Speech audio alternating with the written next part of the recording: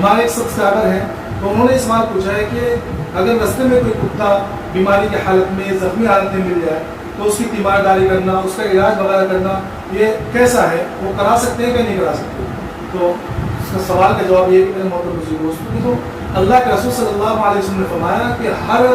جاندار بلکہ ہر جگر والے کے ساتھ حسن سلوک کرنا، اس کے اوپر رحم کرنے میں ثواب ہے۔ اور وہ واقعات تو آپ نے سنے ہوں گے کہ اللہ کے رسول صلی اللہ علیہ وسلم نے فرمایا کہ ایک عورت کو صرف اس وجہ سے دوزخ میں ڈالا گیا کہ اس نے بلی پال رکھی تھی، اس بلی کو کھانا نہیں دیا جس کی وجہ سے وہ مر گئی، تو اس بلی کے مرنے کی وجہ سے جو ہے اس کو عذاب ہوا، جہنم میں ڈالا گیا، حالانکہ وہ عورت نیک تھی۔ اور ایک فاحشہ بدکار عورت کو صرف اس وجہ سے جنت میں بھیجا گیا اور اس وجہ سے اس کو جنت میں داخل کیا گیا کہ اس نے پیاسے کتے کو پانی پلا دیا۔ تو پتہ چلا کہ جانداروں کے ساتھ،